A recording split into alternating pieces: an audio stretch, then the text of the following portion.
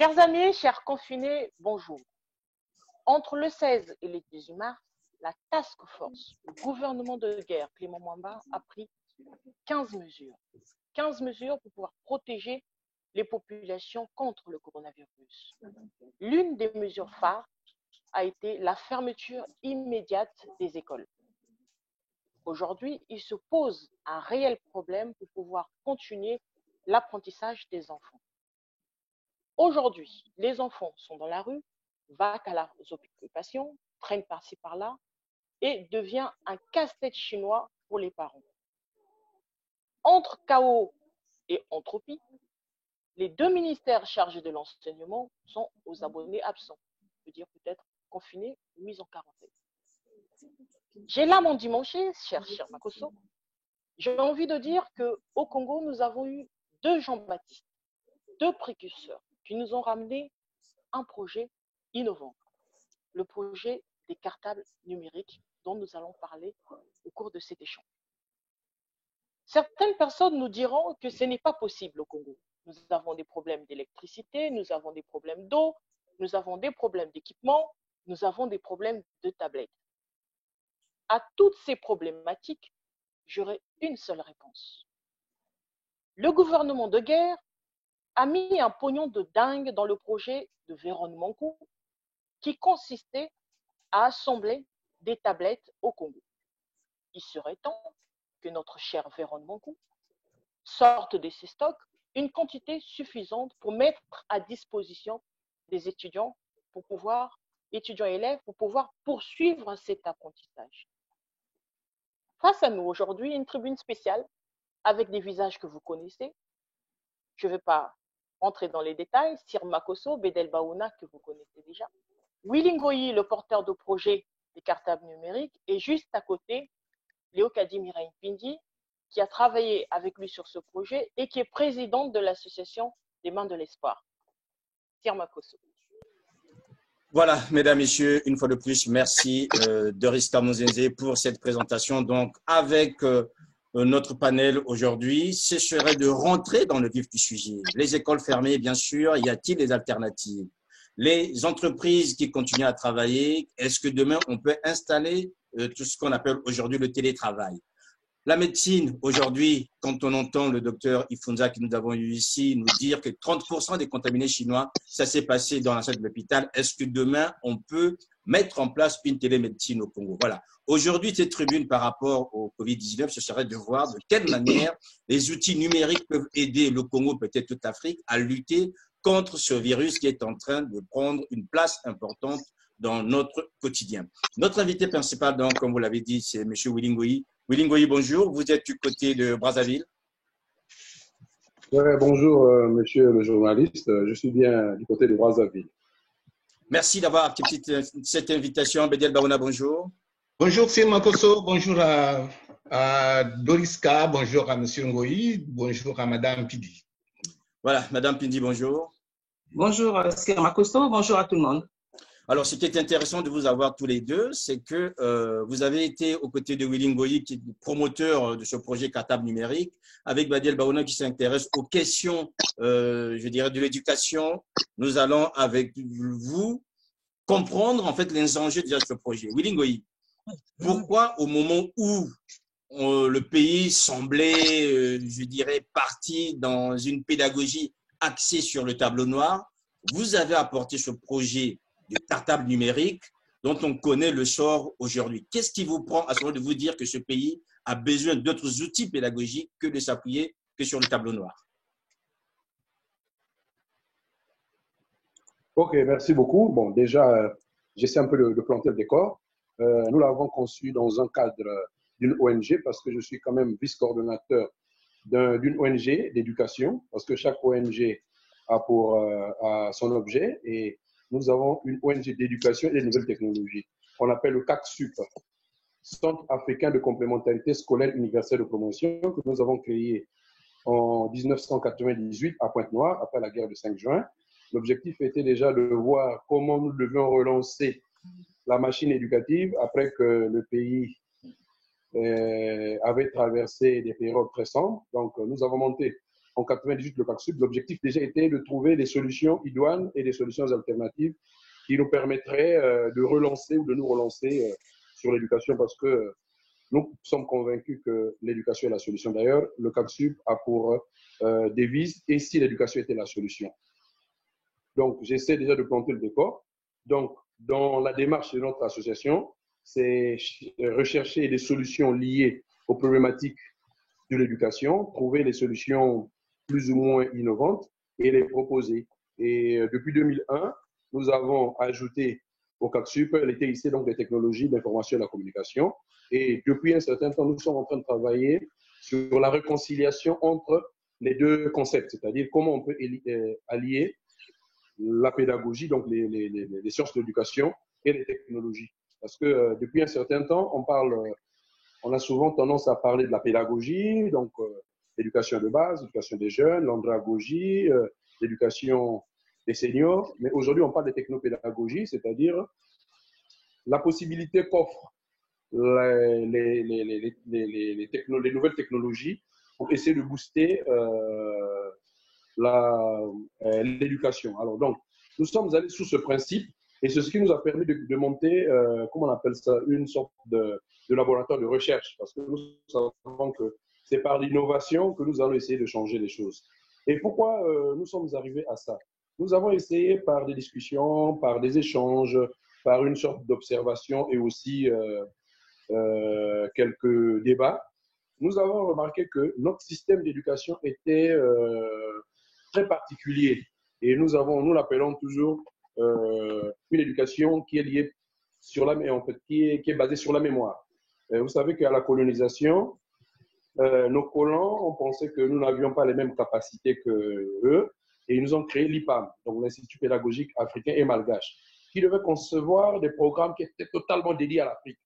On créait une sorte de particularité africaine qui ferait que, puisque les Africains ne sont pas intelligents, donc il faut leur créer une pédagogie mémorielle.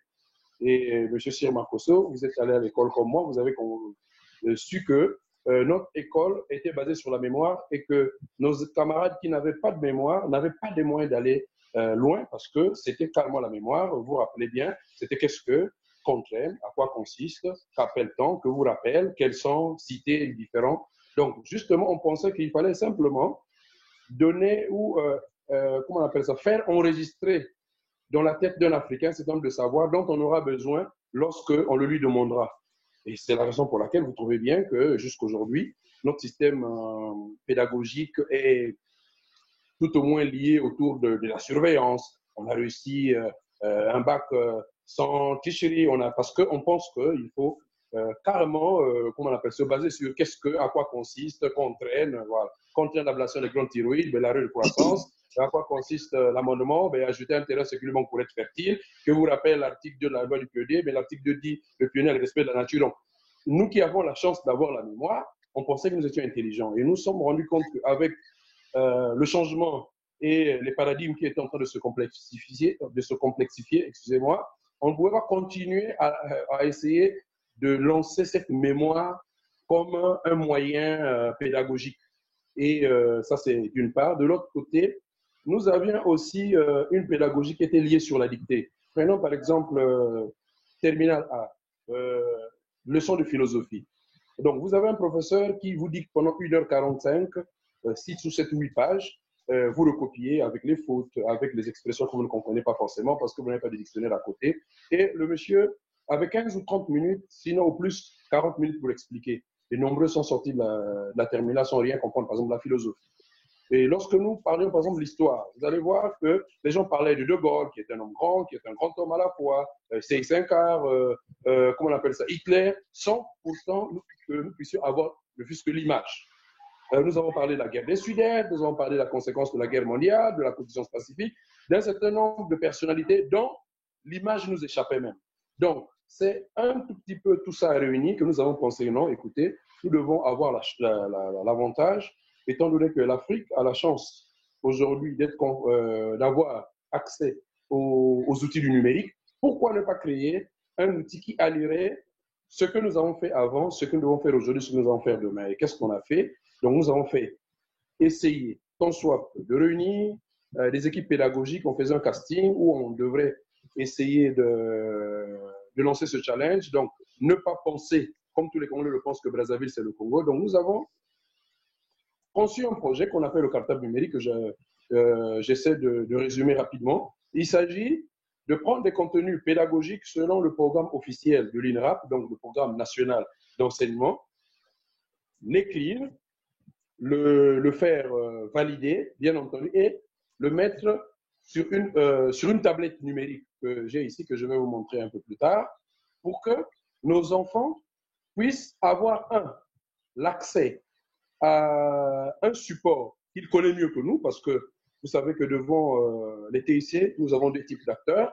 Nous, par exemple, qui sommes des migrants, parce que les TIC sont nés après nous, qui allons vers ces nouvelles technologies, et nos enfants qui sont des natifs, donc qui sont nés dans ces nouvelles technologies, et qui trouvent sur ces tablettes des moyens, des gadgets qui leur permettent, nous avons l'habitude de dire, de gadgetiser l'éducation, c'est-à-dire de faire que l'éducation devienne un tout petit peu un jeu et que forcément que nous ne puissions pas continuer à croire que la mémoire suffit pour être intelligent ou tout au moins pour se cultiver. Donc, le cartable numérique, ce sont ces savoirs pédagogiques qui tiennent compte donc du programme national, bien entendu. Nous n'avons pas créé quelque chose qui n'existait pas, que nous avons fait écrire par des professionnels lorsqu'il s'est agi des contenus de CM de troisième et de terminale. Nous avons pris ceux qui sont sur le terrain, ceux de Brazzaville, de Pointe-Noire, de Moulonzi, d'Infondo, de Kélé, partout où nous avions des professeurs qui pouvaient produire du contenu. Nous avons amené ça, nous avons réécrit, nous avons retravaillé ensemble et nous avons fait relire ça par des inspecteurs assermentés et fait valider par l'INRAP. Nous avons trouvé des ISBEN pour ces contenus et nous avons fabriqué, comment on appelle, des contenus que nous allons installer sur une tablette numérique. Ce qui ferait que l'enfant a déjà l'avantage d'avoir et ses contenus déjà préécrits. Lorsqu'il tape sur l'histoire de la Deuxième Guerre mondiale, s'il veut taper De Gaulle, il voit le visage de De Gaulle, il voit les cartes, il voit tout ce à quoi il ne peut pas accéder à l'école. Il est en avantage et ça lui permet non seulement de gagner du temps en termes de copie, ça lui fait aussi ça lui permet aussi de gagner en termes d'image. Je me rappelle, lorsque j'étais en 5e, nous avions une leçon d'histoire qu'on appelait la Grèce antique, je me rappelle, c'est 2 pages pour situer seulement géographiquement la Grèce. Nous disions la Grèce est un pays de l'Europe qui est détaché du continent, qui s'avance profondément vers la mer Égée, qui forme une sorte de presqu'île qu'on appelait le Péloponnèse. Beaucoup de choses pour rien qui sont restées par la tête. Alors qu'une seule petite carte sur une tablette numérique nous permet de visualiser, de situer et de comprendre comment la Grèce est constituée, quels sont les pays limitrophes de la Grèce, où est-ce que la Grèce est située par rapport à la cartographie européenne, par rapport à la cartographie du monde. Donc bref, le cartable numérique a voulu donc répondre à ce besoin de numériser et de rendre disponibles des contenus pédagogiques dans un contexte numérique afin que nos enfants ne puissent pas être en retard du point de vue de l'évolution technologique, mais 2, aussi qu'ils puissent essayer les Américains ou les Anglais appellent ça tout shortcut, de prendre des raccourcis qui feraient qu'ils ne puissent pas être dans un particularisme pédagogique, qui ferait que, parce qu'ils étudient au Congo, parce qu'ils étudient en Afrique, qu'ils ne puissent pas être à la pointe des capacités des autres. Donc voilà un peu de façon schématisée ce que je peux dire par rapport à cette question et je me donnerai bien le plaisir de répondre à n'importe quelle question pour peu que vous ayez des précisions à vouloir. Merci. Très bien, merci vraiment pour cette introduction. Le décor est planté. Bédiel Baouna, aujourd'hui, on ne va plus revenir sur les besoins exprimés à une époque où le Congo avait tous les moyens, n'avait pas de pandémie devant lui pour avancer. Quel est l'intérêt aujourd'hui dans la situation actuelle de ce projet ou encore, je dirais, de cette cartable numérique pour les enfants congolais qui se retrouvent maintenant à la maison quasiment dans une activité sans accompagnement? Monsieur Makosso, l'intérêt est sublime, grandiose, même incontournable. Mais seulement, si vous le permettez, Monsieur Makosso, et puis Madame Fidi, Madame Doriska et puis Monsieur Ngoyi, pardon. Monsieur Ngoyi, en fait, a parlé comme si nous étions dans une utopie. Utopie au sens noble du terme, hein, pas une utopie au sens chimérique. Hélas, au Congo, je suis tenté de dire, je suis forcé de dire que nous sommes dans une dystopie. Sans doute, M. Ngoyi me reprochera-t-il cette propension à vouloir considérer la réalité comme un affrontement manichéen. Non, loin de là, mais il suffit d'être réaliste et clairvoyant. Que se passe-t-il au Congo, en fait, ces 20, voire même ces 30 dernières années? Il n'y a pas un ministère de l'Éducation nationale au Congo. Il y a des ministères. Le ministère de la formation, le ministère de l'enseignement, le ministère de ceci. Et cela, ajouté à cela, la pléthorique ou la prolifération des écoles privées au détriment des écoles publiques. Donc, le projet que nous détaille pour aller vite, M. Ngoyi, conviendrait mieux aux élèves du secteur privé puisqu'ils sont privilégiés, ils ont les moyens à leurs parents. Pour les élèves de l'école publique que moi je défends, puisque j'ai bénéficié de l'école publique, ça me semble un peu difficile car quel est le PIB ou bien quel est le pouvoir d'achat du Congolais moyen qui se permettrait d'acheter une tablette et combien ça coûte-t-il cette tablette d'ailleurs? Et par ailleurs, quel est le pourcentage d'enfants au Congo qui savent se servir de l'outil informatique? Les enfants de l'école privée, oui, parce que leurs parents sont, comment dirais-je, ont peut-être des moyens ou sont privilégiés. Mais pour la majorité d'entre eux, comment vont-ils faire? Ils seront obligés de jouer au mana-foot ou au nzango dans la rue. Les enfants dans les écoles ont été fermés. Mais c'est pour une noble cause.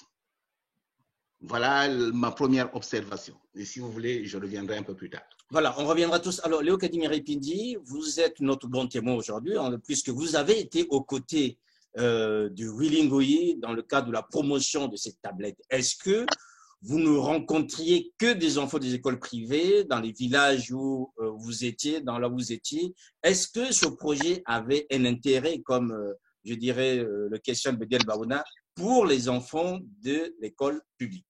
Bien sûr, Sir Makosso, il faut dire que nous sommes quand même à l'heure du numérique, où les TIC ont une grande importance, aussi bien à l'école que dans la vie quotidienne. Alors, c'est vrai que Bedel Baouna parle des enfants issus de l'école privée qui seuls pourraient avoir accès à ce cartable numérique compte tenu de son prix. Je suis tout à fait d'accord. L'intérêt pour l'équipe qui avait conçu ce projet était de plutôt approcher les pouvoirs publics et de vulgariser ce cartable numérique. C'était quoi le projet? C'est de demander à l'État, pour toutes les écoles publiques, de pouvoir justement investir et faire en sorte, comme une sorte de bibliothèque, que ces enfants-là aient accès à ce cartable numérique. C'est-à-dire que l'État achèterait un cartable pour chaque élève où les parents pourraient juste donner une certaine contrepartie par une somme modique et que l'élève ait accès au cartable numérique. Et pour les écoles privées, c'était plutôt d'inciter les parents à pouvoir contribuer à hauteur de la moitié peut-être du prix, puisque voilà, les personnes qui ont des enfants dans une école privée ont peut-être un peu plus de moyens. Et donc, dans ce cas-là, eh ben, ces parents-là contribueraient un peu plus que les parents des élèves de l'école publique. Donc, c'était plus à l'État de donner un coup de pouce à ce cartable numérique en mettant de l'argent, en injectant de l'argent voilà, pour l'éducation, en fait, pour l'école publique, tout simplement. Alors, c'est vrai que ça n'a pas été que pour les grandes villes. Nous avons sillonné, Willy et moi, par exemple, on a fait certaines écoles publiques et privées de Pointe-Noire.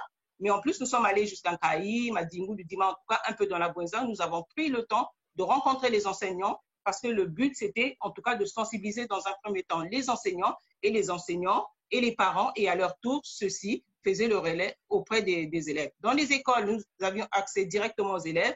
Par contre, en Kaï, par exemple, nous avons privilégié une espèce de collège où on avait réuni les politiques, les enseignants, les inspecteurs, pour qu'ils viennent voir un petit peu en quoi consistait ce projet. Ils étaient assez accueillants. C'est vrai que le problème, le prix pouvait être un frein, mais comme j'ai expliqué, c'était plutôt à l'État de pouvoir rendre accessible ce cartable numérique à tous. Donc, je pense que ce n'est pas un problème en tant que tel au niveau de l'école publique, puisque voilà, c'est l'État qui va prendre en charge, non plus pour l'école privée. C'était un projet plutôt que l'État devait accompagner et après, par la suite, tout le monde devra avoir accès à ça. Voilà, pour contextualiser notre échange dans le cadre de cette crise sanitaire du Covid-19, Willy Ngoyi, est-ce que finalement ce projet tel qu'il a été conçu à l'époque, et on a vu les résistances, aujourd'hui, quel intérêt aurait-il par rapport, je dirais, à ces enfants qui sont désormais chez eux, dans la rue, et même pour l'équipe pédagogique? C'est vrai qu'on parle des enfants, même pour les équipes pédagogiques. Ok, merci. Déjà, Léocadie Pindi m'a dévancé. Justement, elle a essayé de bien planter le décor. Bon, avant que je ne réponde à cette question, je dirais que Victor Hugo dit que si vous pensez que l'éducation coûte cher, c'est l'ignorance. Je pense que souvent, les gens ont l'habitude de parler du prix. J'anticipe. Le prix, vous avez une tablette moderne qui peut faire tout avec augmenter du contenu pédagogique. Nous le faisons directement à 50 000. Et comme Léocadie Pindi l'a dit, il suffisait que l'État, ou même les collectivités locales, bien entendu, puissent s'en approprier et essayer de subventionner le prix pour que ça puisse être 20 000 et que le parent puisse payer 5 000, 5 000, 5 000, 5 000. Vous savez, le misérabilisme n'ajoutera jamais rien. Chaque fois qu'on dira oui, il n'y a pas de moyens, tout le monde est pauvre. Et tout le monde est pauvre, pourtant, il y a des sociétés brassicoles qui sont en train de s'ouvrir. Tout le monde est pauvre, on a tout arrêté, mais les gens sont en train de vouloir même boire l'alcool, même dans les toilettes, simplement pour essayer d'éviter la répression de la police. Donc, c'était juste une parenthèse que je voulais fermer. Je pense qu'il y a aussi un manque de vision, bien entendu. Ce ne sont pas des résistances, mais c'est peut-être que les gens, pour moi, je l'ai toujours dit, les gens ne comprennent pas jusqu'à maintenant qu'est-ce qu'ils peuvent gagner dans ça. Lorsque les gens ont su ce qu'on peut gagner sur le téléphone, personne n'a dit que le téléphone était plus cher. Lorsqu'on a compris l'utilité, ben, tout le monde s'y est mis. Même, soi-disant, le plus pauvre du monde peut le faire. Et si on peut considérer cette tablette qui ne coûte que 50 000 francs comme un téléphone, je pense que tout le monde peut l'avoir. Tout en sachant que, en général, on se donne les moyens. OK. Donc, ce cartable devrait, si c'était popularisé, vulgarisé, rendre un très, très grand service à tous ces élèves qui sont à la maison. Pourquoi? Parce que vous y avez déjà des contenus pour toutes les classes d'examen. Vous savez, les examens sont nationaux. En fait, en dehors du CEP, le BPC et le bac sont nationaux. Si aujourd'hui, bon, est-ce qu'il faut parler du confinement? Bon, ok. La mesure la fermeture des écoles, je veux dire. Les écoles sont fermées. Voilà, la mesure de fermeture d'école arrivait par extraordinaire jusqu'en juin. Et que si on dit, bon, mais écoutez, il n'y a pas de problème, même si l'année est blanche, on peut dire que, bon, si vous êtes arrivé jusqu'au deuxième, troisième chapitre dans des classes de passage, on peut organiser les compositions. Ce serait un peu plus problématique pour les classes d'examen parce que les classes d'examen voudraient que les gens atteignent plus ou moins au moins les 2/3 du programme. Or, justement, le cartable numérique tel qu'il était conçu, la première phase, parce que jusqu'à maintenant, là, nous sommes dans la première phase, ce n'est pas encore la phase terminale, c'est les contenus de classe de CM2, de troisième et de terminale. Donc, quand les enfants sont à la maison, étant donné qu'ils ont déjà des contenus, prenons toujours, comme j'ai dit, la philosophie. En philosophie, en terminale, nous avons 7 chapitres. Si aujourd'hui, ils sont arrêtés au 4e chapitre, ils peuvent aller au 5e chapitre, qui est l'histoire. Ils peuvent déjà lire l'histoire dans ce contexte. Ils peuvent avoir aujourd'hui des groupes WhatsApp via les profs qui peuvent poser les questions dans ce contexte-là. Lorsqu'il y aura la reprise, au lieu encore de recopier, de faire la copie, c'est-à-dire passer des semaines entières à faire du MC, donc mettre copier pour paraphraser MC Solar, les gens auraient déjà du contenu et dans ce contexte-là, on aurait discuté, on aurait gagné du temps par rapport à la copie. Et si tant est qu'on pouvait, dans ce contexte-là, mettre des plateformes de e-learning, on peut prendre ces mêmes contenus et puis disponibiliser afin que les étudiants puissent avoir accès. Nous avons accès à Facebook, nous avons accès à WhatsApp, nous avons accès à YouTube. Là, on ne crie pas à la pauvreté. Mais lorsqu'il s'agit d'avoir accès aux contenus pédagogiques qui nous sont importants et qui peuvent être évolutifs, ben là, on pose le problème de pauvreté. Moi, je pense qu'il y a aussi une petite partie de responsabilité que l'État doit prendre et que nous aussi, les citoyens, devons prendre pour que nous puissions faire quelque chose. Lorsque le blanc est venu nous scolariser, ce n'est pas tout le monde qui allait à l'école. On a pris une certaine masse critique. Si c'est une certaine masse critique qui a accès à cet outil, mais je pense que c'est déjà le début, avant que cela puisse être intériorisé. Mais il est fort probable qu'il y ait des résistances qui sont liées à d'autres paramètres que Mme Léocadie vous dirait bien. Il y a aussi des décideurs qui ne sont pas totalement enclins aux nouvelles technologies et qui ont peur, qui essaient de résister. Il y a aussi des parents qui se disent, bon, écoutez, moi-même, je ne suis analphabète numérique, donc si je me mets à acheter ça, peut-être que l'enfant serait plus que moi. Nous comprenons pas ces paradigmes parce qu'il faut comprendre une chose. Nous n'allons pas travailler dans le même environnement que nos enfants. L'Internet, pour nous, c'est une découverte, mais pour eux, ils y sont nés. Donc, si nous ne leur donnons pas les moyens, il est fort probable que, comme nous faisons un peu au Congo ici, où l'enfant touche l'informatique en première, si en deuxième, en troisième année d'université. Et là-bas aussi, il fait les cours de bureautique. Donc, quand il va, après qu'il va aller faire un master à l'extérieur, mais au niveau informatique, il n'est même pas à l'âge de la pierre taillée. C'est ça le problème. Je l'ai dit ici, moi, dans le cadre de la recherche des solutions idoines pour notre enseignement, j'ai dit, j'étais pour qu'on puisse retirer, ce n'est pas une digression, mais je suis en train de, qu'on puisse retirer par exemple l'épaisse. Pourquoi sert l'épaisse? Combien de fois nous avons eu des gens qui font l'épaisse de la 6e en terminale, 7 ans? Nous n'avons pas des champions, ni de natation, ni de gymnastique, ni quoi. Mais si on met l'informatique depuis la 6e jusqu'en terminale, je pense que chaque enfant qui termine les études serait un peu spécialiste en Word, Excel. Et puis, quand il arrive à l'université, il a des B.A.-ba qui lui permettraient d'aller. Je n'ai jamais vu à la fonction publique là où on fait les fesses ou on fait le sport. Mais dans tous les bureaux de la fonction publique ou dans les entreprises, il y a au moins un ordinateur. Donc, il y a aussi une affaire d'aggiornamento, de mise à jour de nos capacités de faire. Il ne suffit pas d'être ministre des Éducations et puis de faire passer des examens pour dire non, ici, cette fois-ci, à Evo, nous avons mis de la vigilance des caméras. Oui, les gens n'ont pas triché. Mais est-ce que c'est une éducation qui est en phase avec les besoins de la société actuelle? Nous n'avons pas, depuis le ministre, je pense, Antoine Ndinga-Oba, on n'a plus parlé de réforme. Antoine Ndinga-Oba a eu le courage de laisser Mamadou Ebineta, où l'école africaine a créé une école totalement congolaise, à laquelle moi j'accède. On avait le personnage principal, M. Samba, qui était de Kindamba, qui vivait à Kinsoundi, qui travaillait à Sotexco, qui avait 3 enfants, Manu, Oko et Babela. Ça ne nous gênait absolument rien. Et nous comprenions. Comment on appelle ça, comment on appelle ça, lecture numéro 1, la rentrée, nous comprenons la rentrée. 2, les outils de l'écolier, nous avons appris, et puis on quittait l'école, on allait à la maison, comment faire cuire les aliments, on comprenait, c'était totalement dans l'environnement dans lequel nous grandissions, ça nous permettait d'être en phase, tout au moins au lieu d'être Mamadou et Bineta, parce que nous, les Mamadou et les Bineta, nous les connaissions juste comme des simples commerçants, nous n'avions jamais eu un ami intellectuel qui s'appelait Mamadou et Bineta, c'était déjà une réforme. Beaucoup de gens ont critiqué ça, mais pour moi, c'était quelque chose. Et depuis ce temps-là, plus rien n'a été fait. Lorsque nous sommes allés dans le système des horizons d'Afrique, aujourd'hui, nous sommes en train d'écarter les enfants dans ce qu'ils doivent comprendre. Je vous parle, par exemple, nous n'avons pas un cours de culture générale. Aujourd'hui, si vous expliquez à un Congolais, est-ce que si on met une carte du Congo, il peut pointer Nzambi, il peut pointer Makoti Poko, il peut pointer Londelakai, il peut pointer Kisenga pour faire un petit coucou à Léocadie, et il peut pointer Sembe. C'est nous sommes ignorants de nos propres réalités. Mais nous voulons nous universaliser. Nous connaissons la cause de la guerre de Corée, mais nous ne connaissons pas la cause de la guerre du 5 juin. Bien entendu, donc c'est un peu dans ce côté. Et ça ne demande pas l'argent, ça demande être iconoclaste. Moi, je ne suis pas pédagogue, hein, mais moi, je pose des questions parce que je vois, je suis parent d'élèves, je suis membre de l'association des parents d'élèves étudiants du Congo. Nous pensons que nous avons un système anachronique. Et ce n'est pas une affaire d'argent, c'est une affaire de courage et essayer de débattre pour que nous puissions savoir. Parce que l'éducation va au-delà. C'est l'enseignement qui s'arrête à l'instruction. Finalement, nous avons juste des ministères des enseignements. Or, l'enseignement, c'est l'instruction, c'est-à-dire le programme. Est-ce que les enfants suivent le programme? Et l'éducation qu'il fera. Nous avions une éducation, toi et moi, M.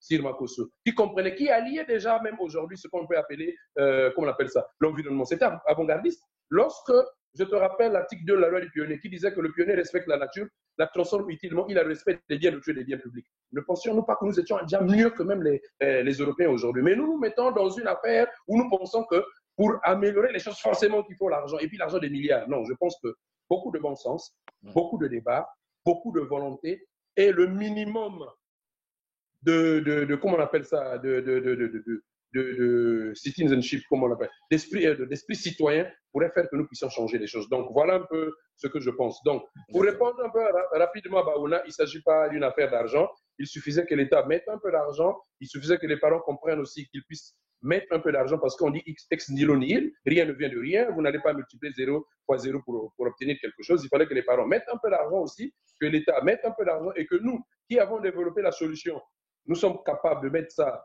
comment on appelle ça, à la disposition de l'État. Pour preuve, je vais vous informer que le lancement officiel du cartable numérique avait été fait sous les auspices du ministre délégué auprès du Premier ministre chargé de l'économie numérique et de la prospective. Donc, nous avons suffisamment toqué comment on appelle, à la porte de l'État, mais jusqu'aujourd'hui, nous n'avons pas encore trouvé gain de cause, mais pour autant, nous ne baissons pas les bras. Nous croyons que si c'est une dynamique qui est comprise par tout le monde, je pense que nous pouvons faire quelque chose. Donc, voilà un peu ce que je peux dire par rapport à ça. Merci. Doriska. Alors, moi, j'aurais une question parce que l'école est devenue gratuite depuis plusieurs années. Pourquoi, dans votre projet aujourd'hui, vous demandez aux parents une contrepartie de l'État de pouvoir ajouter une autre partie, ne pas avoir travaillé, par exemple, avec Vérone Monkou qui assemblait les tablettes sur place à Brazzaville? Oui, c'est une très bonne question. Justement, je vais répondre. Justement, c'est une proposition qui nous avait été faite, bien entendu. Je ne cache pas, c'est par la Fondation Perspective d'Avenir. Mais nous leur avons expliqué la difficulté, c'était quoi? Lorsque Vérone Monkou avait, comment on appelle ça? En fait, s'il faut parler comme un Congolais, avait sorti sa tablette. Donc, on avait rendu disponible sa tablette. La tablette simple coûtait déjà autour de 90 000. Alors que nous avions déjà et la tablette et le contenu à 50 000. Donc, nous ne comprenions pas pourquoi nous allons acquérir une tablette, bien que congolaise, à 90 000. Alors que cela va nous demander encore de le charger du point de vue pédagogique, alors que nous avons déjà une solution définitive. Je vais vous montrer déjà ici, comment on appelle ça, plus que le carton. Vous voyez bien, c'est bien aux couleurs nationales. Parce que nous avons dit que l'objectif était de démontrer que les Congolais sont capables de faire. Malheureusement, chez nous, nous ne supportons pas ou nous n'encourageons pas l'innovation. Je ne pense pas que l'intelligence a fui le Congo et puis s'est installée quelque part. Simplement, on ne veut plus dans ce pays essayer de renforcer ou encore de pousser les gens qui sont intelligents. Donc, nous avions déjà une tablette que je vais vous montrer parce que ne vous en faites pas, ça est là. Une tablette, elle est là. Et du contenu pédagogique qui coûtait déjà 50 000. Donc, il suffisait que l'État mette un peu plus d'argent. On pouvait faire que ça puisse coûter 20 000. Et que 20 000, si on peut dire, bon, OK, on donne à chaque enfant une tablette de 20 000 et que le parent paye, par exemple, pendant 9 mois, à raison de 3 000, de 6 mois, 3 000, 3 000, 3 000, je pense que chaque parent, quand il comprend bien que non, l'avenir de son enfant est en jeu, il pouvait avoir ça. Donc, je pense qu'il y a peut-être aussi un manque de volonté, un peu de part et d'autre. Nous ne pouvons pas dire que nous avons suffisamment fait. Nous avons même écrit aux potentiels investisseurs, c'est-à-dire l'Union européenne, un certain nombre de chancelleries, des ambassades pour essayer de voir. Nous n'avons jamais rien eu en retour. L'objectif, c'était, bon, peut-être oui, mais nous n'avons pas de fonds pour ça. Vous savez que c'est un peu comme en Afrique, même pour les paysans. Tu dois planter, tu dois sarcler, tu dois récolter et tu dois aussi aller vendre. Vous comprenez, c'est pas facile. Nous avons travaillé, j'ai dit, ce projet a commencé en 2012. Nous l'avons plus ou moins, même là, c'est peut-être à 40% seulement terminé parce qu'il y a une grande partie des choses que nous devons ajouter. Nous avons même vocalisé. Vous avez des cours de philosophie de français qui sont vocalisés pour les malvoyants, pour ceux qui pourront être en train de faire la serpillière ou faire comment on appelle, le ménage, mais ils sont en train d'écouter leurs cours. Mais tout ça, nous n'avons pas obtenu. Bon, ça, en tout cas, c'est un grand, grand regret. En retour, nous n'avons pas senti que nous avons été plus ou moins comment on appelle, soutenu, mais ce n'est pas un regret, ne vous en faites pas. Je sais que dans la vie, rien de ce qui est grand n'est facile, mais nous continuons. Mais voilà un peu ce que nous sommes en train de dire. Donc, nous avons, jusqu'à maintenant, là, je peux vous dire, cette solution clé en main, je le dis ici, il est là, la tablette. Ça coûte 50 000. Et le contenu pédagogique est cette chose-là. C'est aussi un téléphone. Puisque les Congolais peuvent acheter des téléphones, comment on appelle, Android, à 100 000, à 200 000, à 400 000, pourquoi ne pas acheter un petit téléphone qui fait de vous un maître d'école, qui fait de votre enfant un spécialiste et qui permet à vos enfants de ne pas souffrir du particularisme pédagogique dans lequel on voulait le maintenir. Donc, voilà un peu ce que je peux répondre par rapport à ça, ma chère Doriska. Delbaouna, peut-être vous avez quelque chose à ajouter par rapport à toute cette philosophie qui est autour de ce projet et qui a sans doute son intérêt aujourd'hui. Oui, tout à fait.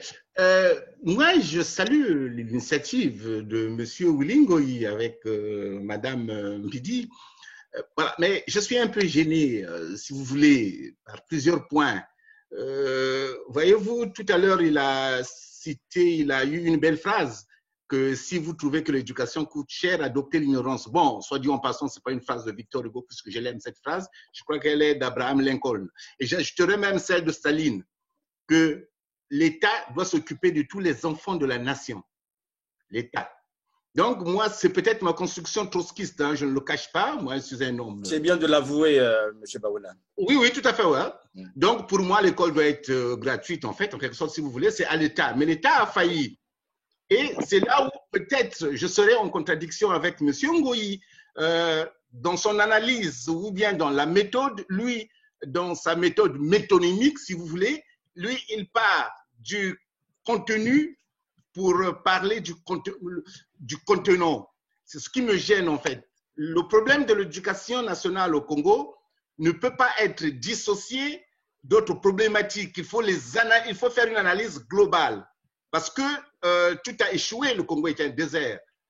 Il ne s'agit pas d'être opposant systématique ou bien rien, même les arachides ne poussent pas au Congo, rien ne pousse. Vendre quand même. Et puis, en ce qui vous concerne, M. Oulingoyi, la tablette coûte 50 000, donc 75 ou 80 euros, je crois. C'est déjà beaucoup, tout en sachant que le SMIC au Congo est à 80 000, je crois. Et combien restera-t-il au père de famille qui aura le tout? On vous a expliqué qu'il y avait toute une méthodologie. L'État, non, mais en plus, quand c'est comme ça, l'intérêt, c'était justement de dire, enfin, en tout cas, de pousser l'État à pouvoir subventionner cette tablette. Et puis, vous dites qu'il y a une dissociation. Oui. Je vous assure que même le père de famille qui aura à débourser 3 000 francs CFA par mois, c'est pas évident, tout en sachant que même 1 kilo de graisse de porc au marché total ou au bourreau ou à commission. Je ne suis pas d'accord, Monsieur Baouna, pour la simple raison qu'à l'époque, quand nous étions à l'école, on demandait aux parents de pouvoir payer l'assurance. L'assurance était alors de 2 000 ou 3 000 francs CFA, voire même 5 000. Par année, mais pas par mois. Oui. Par année. Mais pourquoi voulez-vous que ça soit par mois? Non. Si l'État subventionne à hauteur, je ne sais pas, de 90 ou de 95% et qu'il vous reste 3 000, vous ne pouvez pas donner ça pour une tablette que vous gardez toute la vie? Mais encore faut-il les avoir. Mais enfin, monsieur Ngoyi vient même des noms, mais on les aura.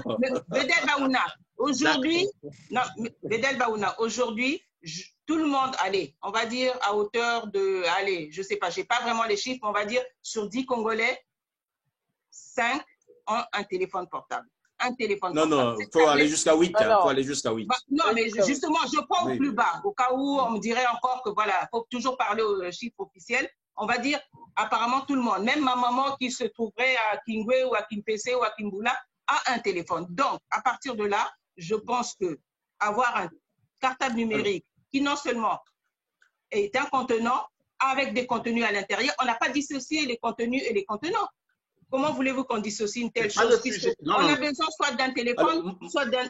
Moi, ce que je voudrais... Madame Pidi, si vous voulez. Oui, rapidement, oui. Monsieur Makosso, voilà, pour peut-être aller vite, je n'ai pas dit qu'il fallait dissocier le contenu du contenant. Ça, c'était un problème. Ça, c'était la méthode argumentative de M. Ngoyi que j'ai voulu en parler. Bon, la question est la suivante, Madame Pidi. Quel est le pourcentage d'enfants de l'école publique qui savent se servir de l'outil informatique? Est-ce qu'un enfant qui ne sait pas manier l'ordinateur peut-il manier d'emblée, subitement, comme ça, là, un cartable numérique? Et quel est ce pourcentage-là? C'est la question la plus concrète. Pardon, je n'ai pas fini. Juste une métaphore, un exemple. Je vous donne un exemple. Peut-on, par exemple, confier à un chauffeur, par exemple, qui n'a pas le permis ou poids lourd, ou bien peut-on confier une Ferrari à quelqu'un qui ne l'a jamais conduit, qui ne maîtrise pas l'électronique de tout dedans? Parce que les tablettes sont en quelque sorte comme des véhicules rapides, parce qu'en une seconde, ça vous catapulte en fait à la crête du monde où vous vous retrouvez en Nouvelle-Zélande. Maintenant, quel est le pourcentage des enfants de l'école publique, pas privée? Parce que si vous me les donnez, c'est tout ce que je voulais savoir. Si vous me dites qu'il y a au moins 80% d'enfants qui savent se servir de l'outil informatique, le débat sera court. Ok. Je suis tout à fait d'accord avec vous. Il n'est pas question de clore le débat. Voilà. Non, mais s'il vous plaît, allez-y. Oui, vas-y. Oui, laissez-moi. Mais c'est juste par de simples, comme la clique. Il n'y a rien, il n'y a aucune capacité. Ça est là, l'interface. Vous cliquez, cliquez et puis vous accédez. Ça ne demande aucune capacité, justement. Et puis, Willy, il est important aussi de mettre en avant ce numéro vert que nous avions mis en place pour que justement chaque parent nous appelle pour qu'on explique en ligne comment ça se sert. Ça aussi, ça fait la question, c'est vrai que vous mettez en place une tablette. Est-ce qu'il y avait une phase de sensibilisation des parents ou des élèves à cet outil? Ah oui, oui.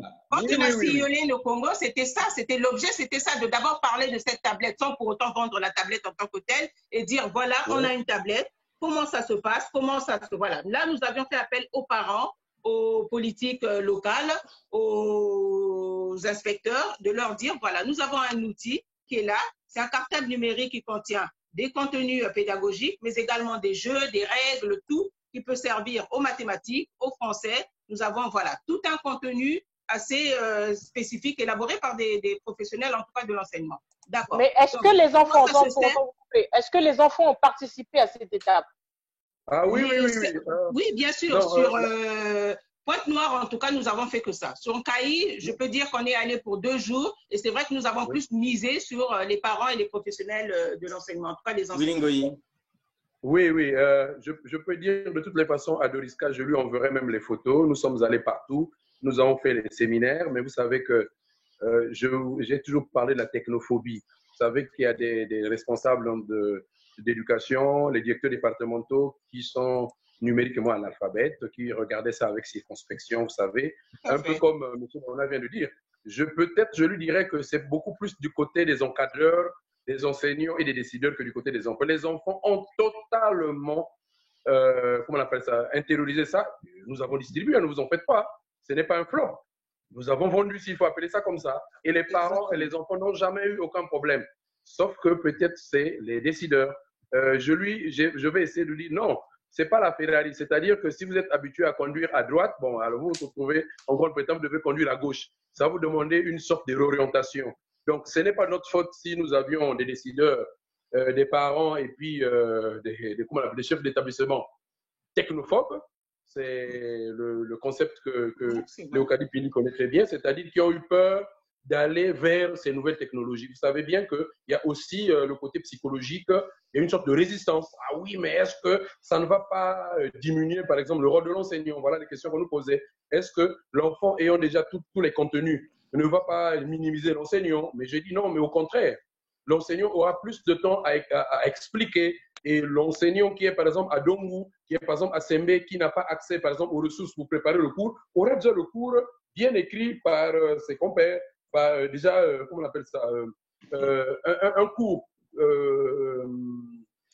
accepté, sinon augmenté par les inspecteurs, qui ferait qu'ils puissent produire des contenus de très très bonne qualité. Et Léocadie l'a dit, que nous avions un numéro vert. On a même la possibilité de vouloir créer une sorte de, on appelle ça Edutel, donc un téléphone d'éducation où quand un enfant ne comprenait pas, on devait faire qu'il y ait une sorte de rotation d'enseignants afin que, comment on appelle ça, les enfants puissent toujours trouver au bout du fil quelqu'un à qui ils peuvent s'adresser. Je l'ai dit ici, M. Baouna a peut-être bien taclé la problématique, mais j'explique. Au départ, dans ce pays, nous avions un grand ministère qu'on appelle le ministère de l'Éducation nationale. Aujourd'hui, nous avons des ministères des enseignements et nous en avons 6. Ministère de l'enseignement primaire et secondaire chargé de l'alphabétisation. Ministère chargé de l'enseignement technique et professionnel, la formation qualifiante. Ministère de l'enseignement supérieur, point barre. Ministère de la recherche scientifique. Ministère de quoi? De l'éducation sportive et voilà, vous comprenez. Ministère chargé de l'éducation civique et de la jeunesse. Donc, en fait, un seul ministère a été éclaté en 6 portefeuilles, ce qui fait qu'il n'y a pas de traçabilité dans le cadre de l'innovation même de la chose. Je vous ai parlé d'Antoine Lingaoba, pour moi, qui reste le dernier plus grand ministre de l'enseignement de l'éducation nationale. Et aujourd'hui, nous avons des grands problèmes pour essayer de relancer. Ce n'est pas faute de moyens. Moi, je pense que les moyens viendront lorsque le parent saura que s'il met un peu du sien, ça marchera. Mais dans les villages, qu'est-ce qui se passe? Ce sont les parents. Hein? Peut-être que vous ne savez pas. Je rappelle à M. Baouna, ce sont les parents qui paient les bénévoles dans les villages. Et nous avons toujours, dans le cas du CACSUB, pour accompagner le projet, là, on a développé un projet alternatif qu'on appelait SCAN. S-C-A-N, donc SCAN, suivi du cartable numérique. Et dans ce projet SCAN, nous avions développé un programme à côté qui ferait que tous les enseignants retraités qui vivaient dans nos villages puissent reprendre les services en tant que bénévoles. Vous avez été professeur de mathématiques, vous êtes sous-préfet chez vous, il manque un professeur de mathématiques dans votre collège, dans votre lycée, vous ne pouvez pas enseigner. Ça veut dire quoi? C'est quoi ce bonitisme? Il y avait ça aussi, et vous n'allez pas me dire que pour faire ça, il faudrait être extraordinaire. Vous êtes à Ouando, vous êtes commissaire, vous avez une licence en français. Au lycée ou au collège de Ouando, il manque un professeur de français. Vous pouvez toujours continuer en tant que bénévole. Donc, en fait, il y a tout un mécanisme derrière pour faire que ça puisse se passer ainsi, mais il manque de l'enthousiasme, il manque cet esprit citoyen, il manque ce civisme nationaliste qui fait qu'au Congo, on ne voit que les problèmes, on ne voit pas les solutions.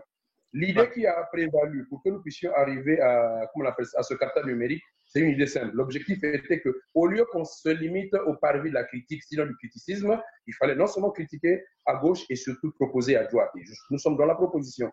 Et il n'est pas trop tard, heureusement. Nous n'allons pas parler de ce projet au passé parce que c'est un projet qui est d'actualité. Et si les pouvoirs publics, justement, en tenant compte de tout ce que nous sommes en train de vivre aujourd'hui comme tribulation, peuvent comprendre que le cartable numérique peut constituer une véritable alternative pour que nous puissions nous rattraper, ben, nous sommes suffisamment disposés à essayer de faire quoi que ce soit. Si les députés qui font des dons, ici ils peuvent faire des dons, des cartables numériques en essayant de subventionner cela, ça marchera. L'État a toujours des moyens. L'État peut subventionner en essayant de baisser les droits de douane. On n'a pas dit que l'État doit forcément apporter l'argent. Si on dit, OK, pour le cas du cartable numérique, tout ce qui viendra en tant que tablette ne paiera pas la douane. Il y aura comment on appelle ça, un impact sur le prix. Donc l'État a des moyens pour essayer de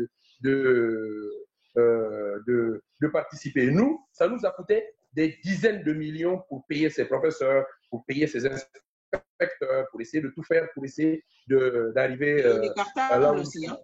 C'est ça. Voilà un peu. Voilà, on a bien compris. Alors, dans ce cas, on est là dans la problématique qui est la nôtre concernant cette crise. On voit très bien qu'il y a eu des initiatives qui existent. On connaît aujourd'hui, nous avons essayé de mettre en gros cette idée des nouvelles solidarités. Nous avons une problématique qui est là. On ne connaît pas la sortie, mais on sait qu'on y est déjà dedans. Qu'est-ce qui peut se faire aujourd'hui pour accompagner de tels projets, notamment par rapport à la crise? Parce qu'aujourd'hui, nous sommes en train de parler, on a besoin de solutions. Les enfants qui sont dans la rue, on en fait quoi?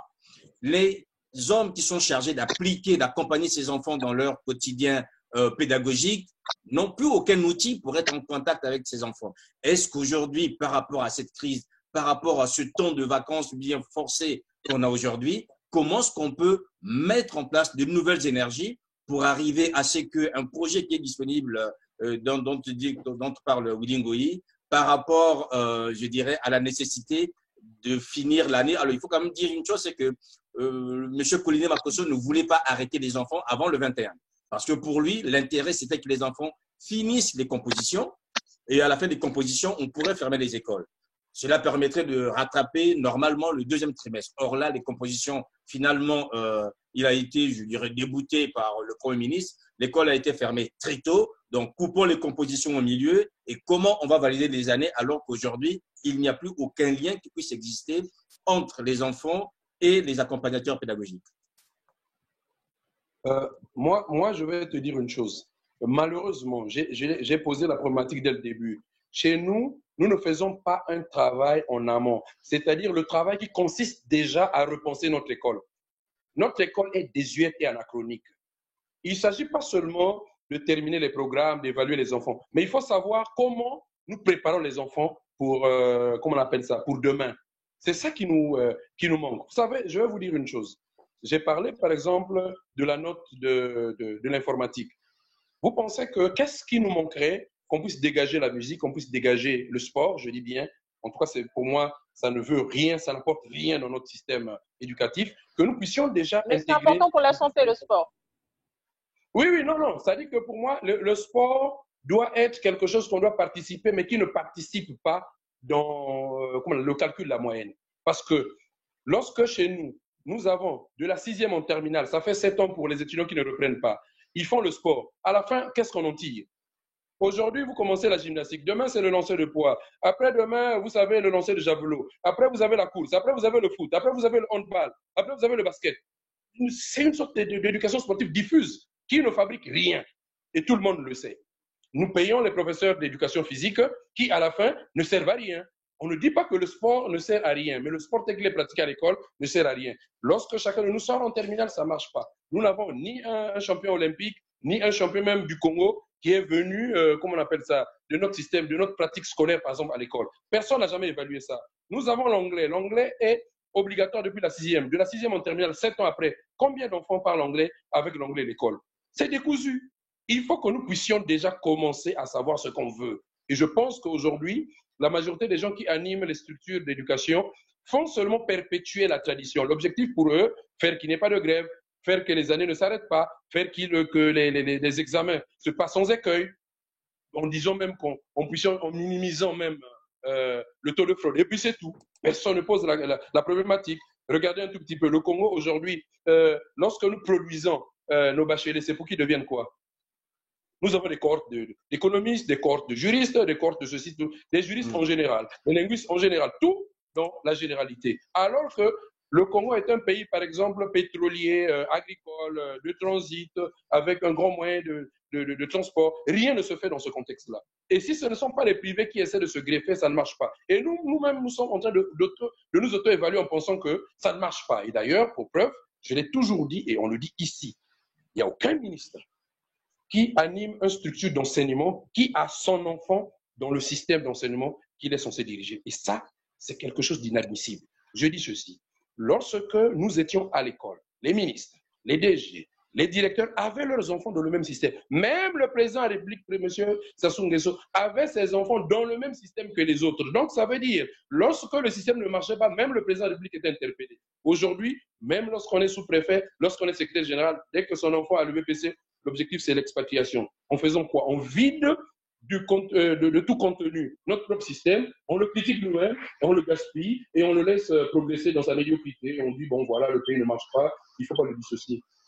On peut comprendre que la RDC, qui est un pays qui est devenu presque non État, ils n'ont même pas de centre d'identification nationale. Mais vous allez savoir que le niveau d'enseignement en RDC est supérieur au Congo. Mais parce qu'ils ont compris que même si le pays a atteint les abysses en termes de décrépitude, il faut sauver le système éducatif. Chez nous, le système éducatif, c'est un machin. Celui qui parle, par exemple, bon, je ne veux pas citer les noms, mais celui qui parle du bac, ses enfants sont France. Vous l'avez vu, chez nous, lorsque septembre arrive, c'est tous les ministres qui se retrouvent en France pour fêter la rentrée de leurs enfants là-bas. Et voilà le premier critère de ce qui fait que le système congolais mourra. Parce que ceux qui animent ce système, eux-mêmes n'ont pas leurs enfants, ni même leurs petits-enfants, parce qu'ils ne croient pas eux-mêmes. Vous avez vu le petit débat qu'il y a eu, par exemple, sur les cantines, comment on appelle, scolaires. Ils se foutent de l'hygiène, ils se foutent des conditions, parce qu'ils savent que leurs enfants, aucun de leurs parents ne viendra manger ou ne viendra manger dans ces assiettes ou ne viendra être servi dans ces conditions. C'est ça qui pose le problème au Congo. Le Congo marchait lorsque Sassou Nguesso avait ses enfants, le Premier ministre Angelo Apungi a fait ses enfants. Moi, qui vous parle, mon père était directeur de Nganga Edouard dans les années 80. Les enfants du directeur de la sécurité d'État, le général Ngwelondele, qui était là. Et mon père pouvait convoquer le général Ngwelondele en tant que parent d'élève, qui venait répondre. C'est cette école-là. Si on ne revient pas dans ça, on peut mettre des milliards et des milliards et des milliards, l'école ne marchera pas. Doris Lam. Oui, nous puissions remettre sur pied une école responsable où tous nos enfants vont dans la même école, où tous les décideurs sont dans la même école. Mais depuis que nos décideurs ont des enfants en Europe, ils font tout là-bas et qu'ils viennent ici simplement pour venir travailler pour nourrir ces enfants qui sont en Europe, l'école ne marchera pas. Et nous qui avons décidé de le faire ici, nous n'avons pas vu ni l'argent ni quoi tout, mais nous avons vu ce que nous pouvons faire pour ce pays. Les Chinois, les Français ne viendront pas développer ce pays. Les gens se trompent. Si Sir Makosso a des capacités en journalisme, si nous avons une plateforme de e-learning aujourd'hui, que depuis là-bas, qu'il puisse former les Congolais, nous tirerons plus de bénéfices à avoir Sir Makosso là-bas que s'il est ici. Il faut que nous comprenions que la technophobie ne marchera jamais. Il faudrait bien que les technopédagogies soient un paradigme. Et quand je le dis ici, je ne dis que je ne veux pas citer les noms. J'ai discuté avec les ministres pour leur dire, vous parlez de ces points, mais où sont les technopédagogies? Il faut que nous puissions intégrer les technopédagogies afin que nos enfants ne puissent pas étudier dans une sorte de particularisme. Parce que c'est ce que les Blancs veulent. Un Blanc, quand il parle, vous qui êtes en France, si un Français parle français, il parle anglais, il parle italien, il parle portugais, il est polyglotte. Chez nous, tu peux parler Teke, Yaka, Vili, Mungutuba, Lingala, anglais, espagnol, tu es un petit monsieur. Je l'ai toujours dit, nous sommes plus intelligents que les Blancs. Je l'ai dit clairement. Parce que nous apprenons des choses sans que nous puissions avoir le même environnement. Nous nous débrouillons à notre façon. Mais jusqu'à quand ça arrivera comme ça? Il faut qu'un jour, que nous-mêmes, nous puissions comprendre que si nous voulons une éducation de qualité, il ne s'agit pas seulement de trouver des mesurettes. Bon, aujourd'hui, l'école s'est arrêtée, il faut faire ceci. Non, non, non. Comprenons qu'ici, au Congo et ailleurs, il y a des gens qui peuvent travailler pour qu'ensemble, que nous puissions créer des alternatives sérieuses. Moi, je suis fier, je l'ai toujours dit, mon enfant ne peut aller en France qu'après la licence. Moi, je ne veux pas se retrouver là-bas parce que, comme j'ai dit, dans l'éducation, il y a aussi autre chose que ça. Qu'il va aller là-bas, on va trouver que non, un monsieur de 50 ans, il faut seulement l'appeler Monsieur Bernard. Dans mon éducation, ce n'est pas comme ça. Chez nous, tout monsieur de plus de 50 ans, c'est papa. Tout grand frère, c'est Yaya. C'est une éducation, quelque chose de bien que je pense que nous avons ici, que forcément qui n'existe pas chez les Blancs. Et c'est une façon de nous, pour nous, de faire que nous puissions aussi garder nos valeurs. L'école congolaise doit garder les valeurs congolaises. Il ne s'agit pas seulement de faire comme les Américains, comme les Japonais. Non, non, non, non. Il faut que notre épanouissement se greffe sur nos réalités. J'ai dit ici, si on dit un Congolais, c'est quoi Boetambongo? Aucun Congolais ne connaît. Si vous dites, bon, ok, c'est quoi Jean-Félix Tshikaya? On ne connaît pas. On a ici des héros nationaux que nous ne connaissons même pas. Mais nous connaissons Hitler, nous connaissons, comment on appelle ça, De Gaulle, nous connaissons beaucoup de choses. Il faut qu'on puisse se recentrer un peu par nous-mêmes avant de puisse aller de l'avant. Je vais terminer par là, dans mon propos.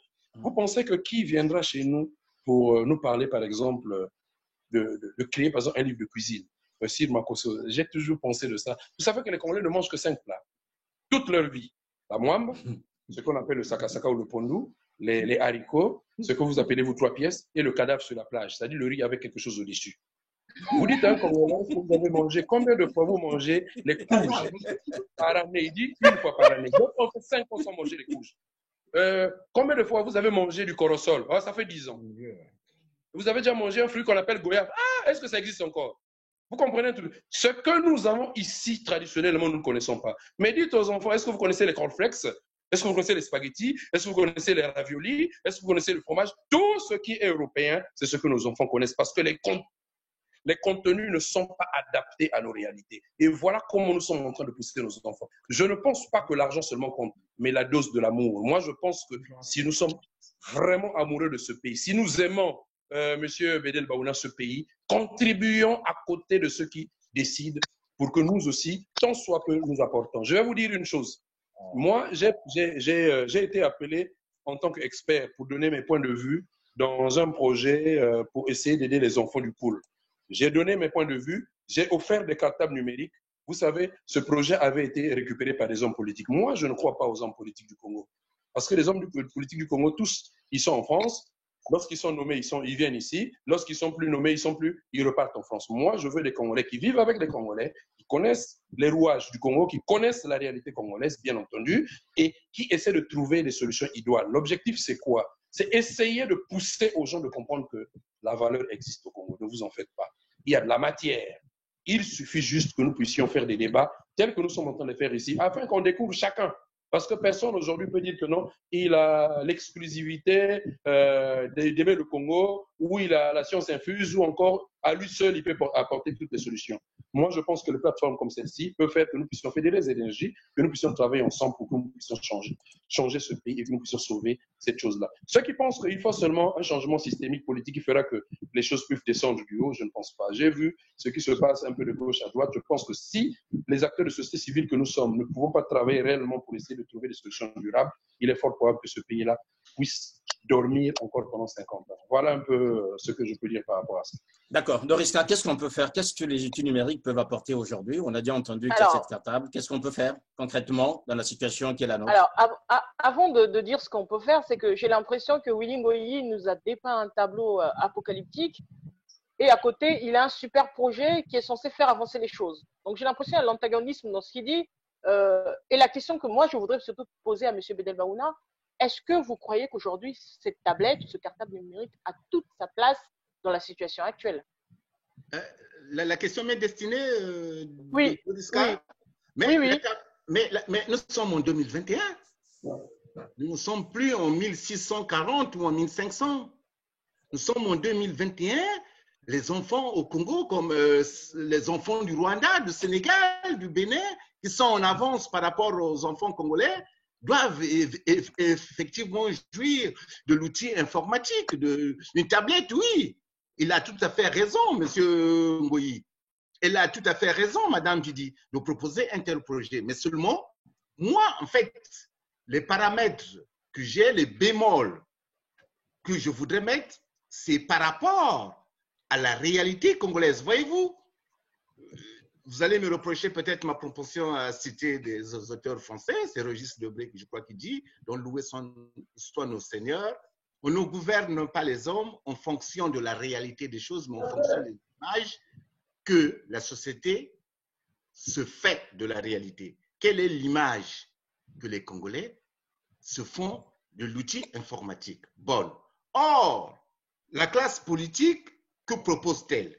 Rien. Mais vous avez relevé peut-être le mot antagonisme par rapport au discours, aussi long soit-il peut-être de M. Ngoyi, puisqu'il a été aussi digressif. Voilà, il y a eu quelques digressions. Je reviendrai sur un peu l'éducation aussi. Vous avez relevé cet antagonisme, moi je dirais plutôt cette contradiction.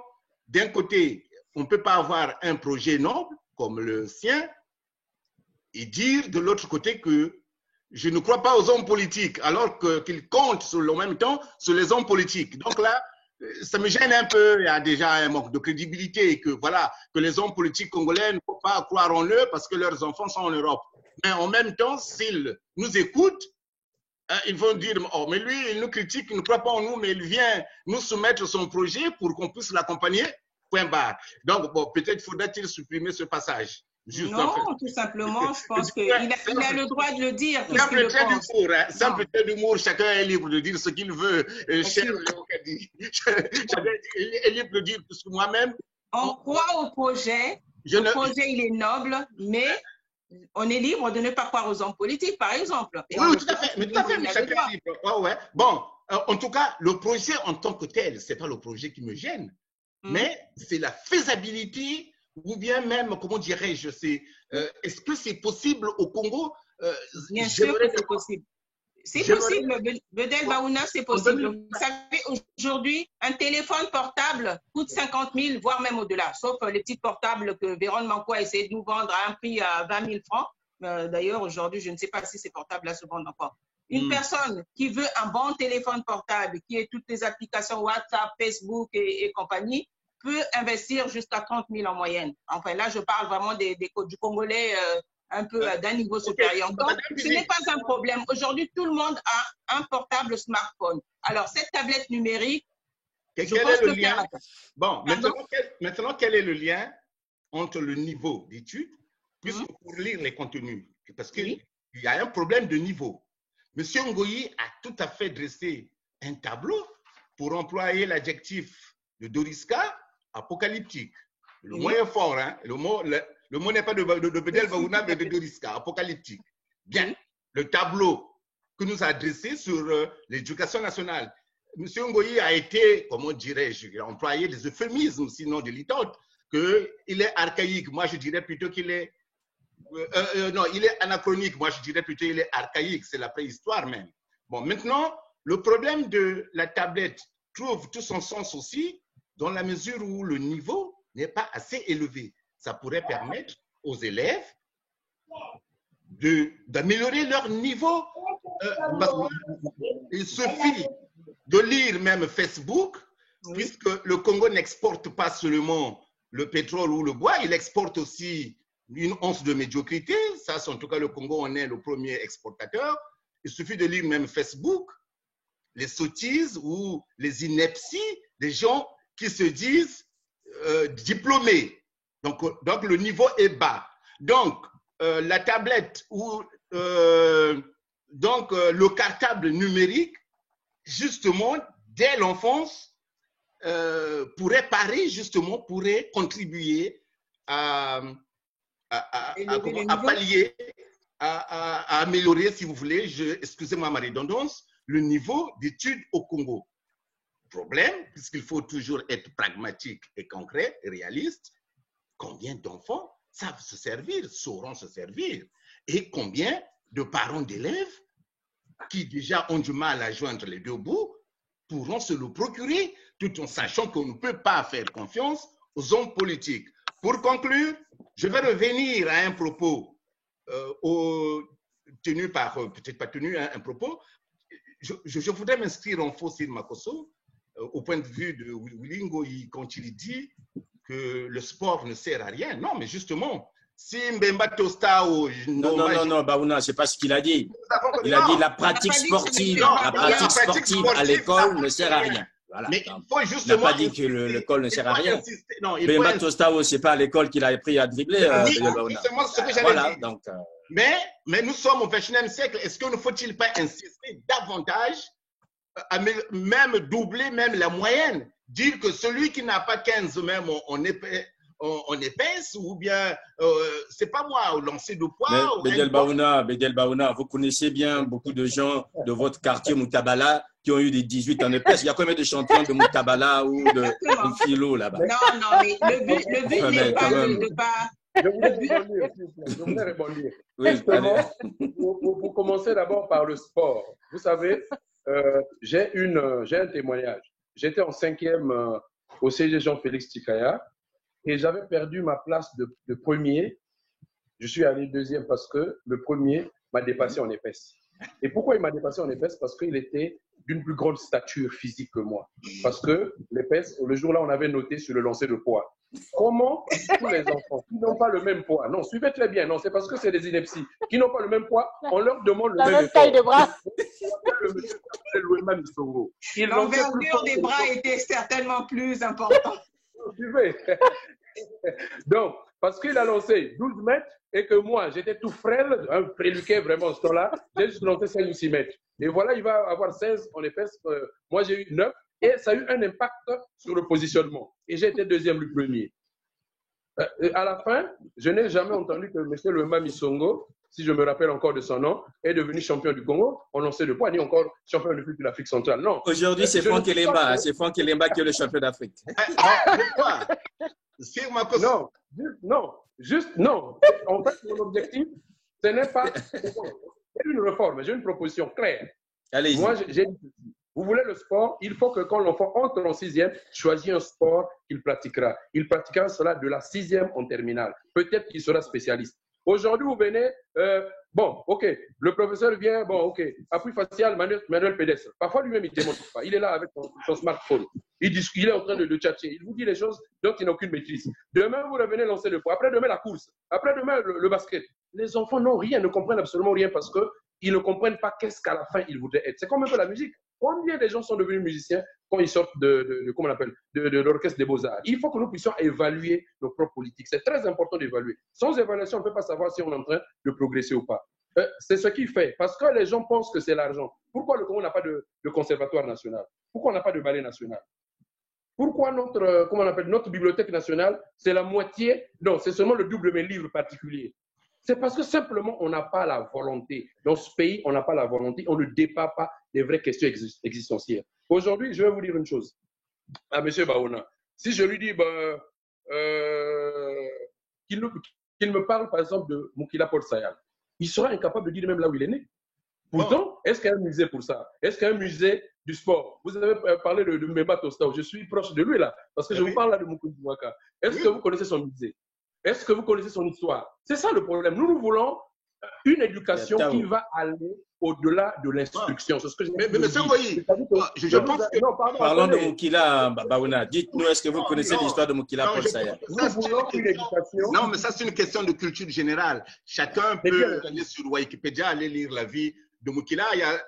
Et l'enfant congolais qui n'a pas Wikipédia, il fera comment? C'est la tablette qui lui permettra. C'est la tablette qui lui permettra d'avoir accès. Non, on ne te reçoit pas. On ne te rejoint pas. Parce que toi, aujourd'hui, parce que tu es en Europe, tu te dis, je vais aller sur Wikipédia. L'enfant congolais, il va avoir ses ressources dans cette tablette. Non, il ne faut pas déformer mon propos. Si, M. Baouna. Allez-y. J'ai bien dit que savoir où est né Paul Moukila Massamba Mams, Mbemba Tosta, Ndomba Géomètre, Nkuka, les gens que nous avons connus, ça relève de la culture générale et personnelle. Mais non, c'est quand même une culture nationale. Ces gens-là ne sont pas n'importe qui, Bédel Baouna. Attendez, Ne nous dites pas que c'est un niveau personnel. Ces gens-là ont marqué l'histoire du Congo. Vous ne pouvez pas dire que c'est d'abord d'un intérêt national avant que ce soit personnel. Mais on n'impose pas à quelqu'un. Ah, monsieur Baouna, une fois que vous n'arrivez pas vous-même à vous rendre dans une nation, on dit non qu'on n'impose pas. Nous n'allons pas faire un débat inutile sur ça. Bon, revenons aux élèves, si vous voulez. Oui, on va bientôt arriver à la fin. Oui. Sire, non, s'il te plaît, vraiment, pardon. Je voudrais parler parce que, justement, mon frère Baouna a dit une chose. Beaucoup de gens le disent, et ça, une fois de plus, je m'inscris en faux. Le niveau n'est pas bas au Congo. Les gens se trompent. Il n'y a pas un bas niveau au Congo. C'est quoi un niveau bas? Qui peut donner le critère? On ne peut pas l'évaluer, d'ailleurs. C'est vrai? Pardon, je parle de la motivation qui est basse. C'est la motivation qui est basse, ce n'est pas le niveau. Vous ne pouvez pas démontrer que les Congolais n'ont pas de niveau. C'est-à-dire, quels sont les critères qui vous permettent de dire que le niveau est bas? C'est parce que quand nos enfants ont le bac, quand ils arrivent en France, ils ne s'intègrent pas. Peut-être qu'il s'agit juste d'un choc psychologique. Culturel aussi. Il s'agit de la motivation. J'explique. Quand vous avez un enfant qui n'a jamais vu le tonton du quartier qui était intelligent à l'école faire le concours de la SNU et puis trouver de l'emploi, vous pensez qu'il va aller étudier pourquoi? Lorsque vous trouvez que ce sont des gens que nous appelons, nous, les Simasak, qui deviennent des DG, que nous trouvons les qui deviennent des députés, qui deviennent des maires. Comment on peut pousser à l'enfant, donner à l'enfant l'idée comment on appelle ça, de l'effort intellectuel? Au Congo, il n'y a pas un problème de niveau, mais un problème de motivation. Le jour que les concours permettront à recruter les meilleurs, en 2 minutes, parce que le niveau, c'est quoi? Que les enfants aillent aux études et puis qu'ils travaillent, c'est tout. C'est quelque chose qu'on peut régler en 3 minutes. Je vous ai toujours dit, celui qui pose le problème du niveau, il ne comprend pas. Parce que si le niveau est bas, donc c'est le niveau et des enseignants et de ceux qui consomment les programmes. Voilà là où je voulais en venir, en fait. Attendez, pardon. Là où je voulais en venir. Le problème, n'est pas la formation des enseignants. Non, pardon. Je vais vous dire une chose. Lorsque toi et moi étions à l'école, M. Baouna, on vous avait dit que un verbe du deuxième groupe, hein, lorsque le niveau était soi-disant bon, le verbe du deuxième groupe était un verbe qui se terminait par IR et qui faisait son partie présent en ISAN. Okay? Très bien. Comment on pouvait donc savoir qu'on ne dit pas en dormissant ou en courissant? Comment on pouvait savoir? C'est ça ma question. Justement, parce que les professeurs étaient en train de nous dire directement ce qu'ils voyaient. Ils ne nous parlaient pas de leur expérience. À tel point que, aujourd'hui, si tu dis à un Congolais, est-ce que le verbe secourir est du deuxième ou du troisième groupe, il va dire, ah, est-ce qu'on dit en secourant, en secourissant? Il est au milieu, parce que selon la définition qu'on lui a donnée, ça ne marchait pas.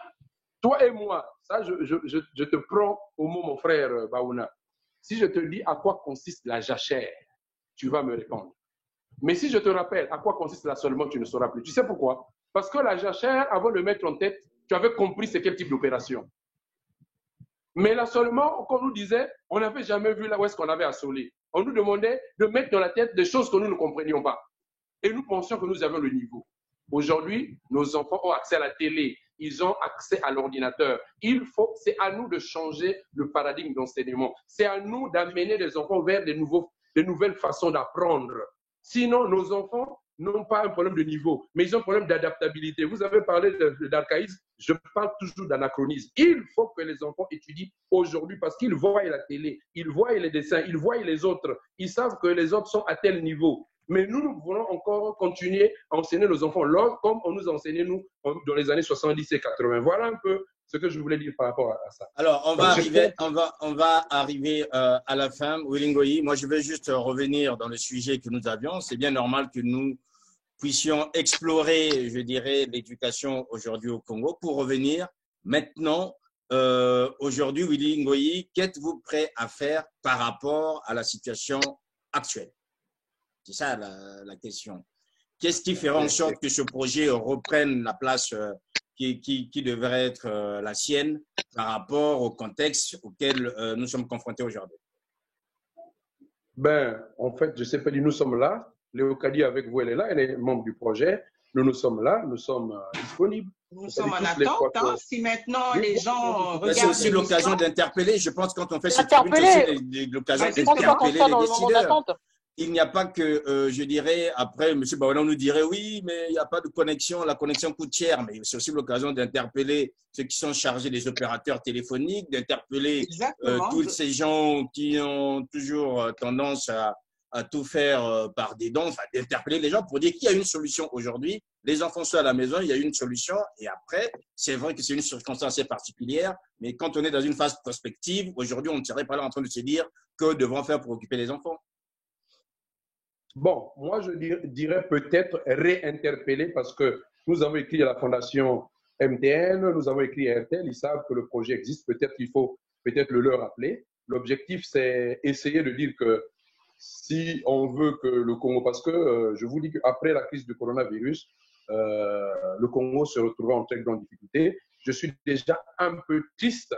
Je ne sais pas si on a corrigé la situation. J'ai vu une task force qu'on a mise en place, que le président a mise en place pour essayer d'évaluer les problèmes économiques et sociaux. Malheureusement, il est fort probable que dans, je ne sais pas, dans la composition de cette task force, il n'y a pas des ministères chargés de l'enseignement, alors que les vrais problèmes sociaux auxquels nous serons confrontés, ce sont des problèmes liés à l'éducation. Donc, je pouvais déjà dire que si cette task force pouvait comprendre que nous sommes ici, nous avons des alternatives, nous avons des solutions et nous n'attendons que leur ouverture pour que nous puissions participer à leur côté, pour que nous puissions tant soit peu participer à cet effort de reconstruction parce que je vous dis déjà que la situation du pays est très complexe et il est fort probable qu'on aura besoin des alternatives intelligentes et sérieuses pour essayer de ne pas replonger encore l'école dans les abysses du tâtonnement parce que déjà nous avons des problèmes avec ce qui est en train de se passer. Il est fort probable que les problèmes s'ajoutent et nous sommes disponibles, nous avons toujours été disponibles pour essayer tant soit peu d'apporter notre modeste contribution par rapport à ça. Donc, s'il y a une interpellation, bon, je pense que s'il y a des autorités ou des décideurs qui sont en train de nous suivre, c'est à eux de nous appeler. Nous sommes là, nous sommes connus. J'ai bien dit que ce projet a été développé dans le cadre d'une ONG, le CACSUP, avec un autre projet qu'on appelle AMIC, donc la Maison des informations du Congo. Nous sommes là au Congo-Brazzaville. Tout le monde sait où est-ce qu'il faut nous trouver. Nous avons même d'autres solutions aussi, parce que nous le faisons déjà. Nous ne sommes pas seulement des théoriciens, nous avons aussi des écoles, ne vous en faites pas, c'est parce que ce n'était pas le thème. Nous avons aussi des écoles communautaires, des lycées communautaires qui nous permettent de faire que ceux qui tombent des bas-côtés de l'autoroute éducative puissent venir chez nous en payant presque rien et puis de continuer à retrouver un tout petit peu le chemin de l'école. Donc, c'est une interpellation que nous lançons. Et nous sommes disponibles, nous avons le cartable numérique, nous avons encore quelques stocks, nous avons encore des contenus aussi, nous pouvons mettre ça à la disposition. On peut mettre ça peut-être, au lieu que ce soit mis sur un cartable, par exemple une tablette, j'allais dire, on peut mettre ça dans un serveur et que les gens puissent pinguer cela et que ça puisse être transformé en application qui pourrait être attaquable via Google Play ou Apple Store, par exemple. Nous sommes prêts à le faire et puis voilà. Il y a un peu ça. Le problème, pour terminer, c'est que chez nous, nous n'avons pas l'esprit de l'innovation. Il faut que nous puissions payer cet esprit de la concurrence, cet esprit de l'innovation, encourager les innovateurs, essayer de créer un prix annuel qui créera une sorte d'émulation au niveau national qui ferait que les Congolais qui sont qui sont, comment on appelle ça, atomisés, puissent chaque fois faire remonter au niveau de la nation, au niveau de la République, des trouvailles innovatrices qui puissent permettre aux Congolais de savoir que nous avons aussi quand même quelques chercheurs. Parce que nous avons un ministère chargé de l'innovation, comme on appelle ça, technologique, la recherche scientifique, mais je ne vois pas comment ces personnes-là viennent. Nous leur avons écrit, nous avons envoyé des spécimens auprès de là-bas, nous n'avons jamais rien trouvé. Vous savez bien la difficulté au Congo qu'il y a d'accéder aux autorités. J'espère qu'à partir de cette crise-là, les gens seront un peu plus humbles et seront un peu plus ouverts aussi pour savoir que les Congolais qui sont peut-être tapis dans l'ombre, même si je ne suis pas tapis dans l'ombre, je suis bien visible, qui essaient de réfléchir pour la République. Voilà. Merci. Je vais juste préciser ce que vous avez dit par rapport à cette task force. Il y a tous les ministères, commerce, intérieur, hydrocarbures, défense, affaires étrangères, finances, communication, transport, santé et affaires sociales. Donc, il n'y a pas ni enseignement supérieur, ni éducation, il n'y a aucun ministère des enseignements. Juste pour préciser. Voilà, Bédel Baouna, par rapport, pour terminer. J'avais un tas de questions, beaucoup de questions à poser. Mais on va arriver à la fin, puisqu'il y a un autre programme qui va commencer. Il faudra refaire. Oui, on refera, il n'y a pas de souci. C'est pas évident. On pourra refaire. Vous voyez, quand on débat comme ça, on ne peut pas dépasser, par exemple, 3 minutes. Hein, dans son intervention, faites concis. Donc, je ne vais pas faire de leçon de morale puisque nous sommes à la fin. Mais ce qu'on vous demande, c'est juste de nous dire qu'est-ce que vous avez par rapport à la situation actuelle, qu'est-ce qu'on peut proposer. Bon, moi, mais c'est ce que je dis. Donc, on peut les laisser dans la rue, il n'y a pas de problème. Alors. Sur la tablette, sur son cours, pardon, sur où est-ce qu'il est fabriqué, où est-ce qu'il est fabriqué, le Qatar. C'est pas tellement important, ça, franchement, non? Pardon, je vais conclure par le coronavirus, en fait, puisqu'il a été. Mais c'est pour ça que nous sommes là. Hein. Ouais, mais on n'a pas évoqué, à mon avis, le coronavirus. Mais c'est vous qui nous avez aussi traîné dans d'autres chemins. Hein. Nous, la question était de savoir quelle est la place de l'outil numérique par rapport à cette crise de coronavirus. Mais je n'ai même pas dépassé 10 minutes de plus de parole, je ne m'en plains pas. Mais vous en aurez prochainement. Allez-y. Pour m'exprimer. Je peux écrire. Ce que je voulais dire, moi, en toute honnêteté intellectuelle, je salue les mesures énoncées par le Premier ministre Clément Mwamba. Et d'ailleurs, Madame Mounari, présidente de l'opposition, je crois, la rejoint en pendant un communiqué, et là aussi témoignage du bas niveau, plat, une constellation de fautes et d'erreurs aussi bien sur le fond que sur la forme. Je ne sais pas qu'est-ce qu'a écrit ce communiqué. Quoi qu'il en soit, les mesures sont bonnes. Bon, maintenant la question se pose, c'est la performativité du discours. Parce qu'au Congo, dire est une chose, faire en est une autre. Et hélas, il y a toujours un décalage, un fossé énorme, profond entre le discours et l'acte. C'est bien dommage. J'ai dit. Madame Pindi. Oui, bah, c'est effectivement aujourd'hui, malheureusement, le Congo ne dispose d'aucune, on va dire, stratégie numérique en ce qui concerne nos élèves là en temps de crise, mais aussi pour le futur. Dans l'urgence, en tout cas, il faut se demander si le Congo est en mesure justement de faire un maillage territorial afin d'avoir une couverture, en tout cas, un réseau Internet qui fonctionne. Bon, ça, c'est la question qu'on peut se poser. Le chef du gouvernement a annoncé qu'on devait dégager 1,5 milliard de francs CFA dédiés à cette crise. Pour moi, je pense que, bon, c'est mon avis, je pense que c'est une véritable arlésienne, tout comme les 200 millions des étudiants de Yuan. Mais cependant, si réellement ces 1,5 milliard de francs CFA sont débloqués, on peut faire certaines choses, en tout cas mettre en place des projets numériques, des projets informatiques pour nos élèves en cas de crise, mais également penser le Congo, comme a dit Willy Ngoyi, en tout cas pour le futur, parce qu'aujourd'hui, on est au XXIe siècle, à l'heure des TIC, on ne peut pas continuer à avoir un tableau, des tables bancs, que les élèves se mettent à écrire pendant 1 heure et qu'ils comprennent chez eux. Donc, l'État a véritablement un rôle de mettre, par exemple, un certain ensemble d'actions et de choses. Ça peut être des bornes numériques contenant du Wi-Fi pour réduire justement cette fracture numérique. Cependant, là encore, peut-être que le problème de l'électricité va se poser. On peut également aussi mettre des serveurs. Willy Ngoyi m'a dévancé, des serveurs. Ça peut être un serveur central qui pourrait alimenter l'ensemble du pays. Dans ce serveur, pourrait contenir des ressources, des outils pédagogiques, des outils académiques ou encore des serveurs au niveau départemental ou encore dans les quartiers. Ça, c'est possible, mais effectivement, ça demande un certain nombre d'investissements financiers. Bon, ben ça, après, voilà, à partir des 1,5 milliard de francs, on pourra voir. Il y a aussi une solution, on peut demander, là, on l'a évoqué, aux entreprises de téléphonie de pouvoir nous aider dans ce sens-là, d'aider en tout cas le Congo dans ce sens-là, mais aussi peut-être que le Congo, l'État congolais peut aller au-delà, voir avec Microsoft, ça c'est une chose qu'il peut faire, de mettre, pardon?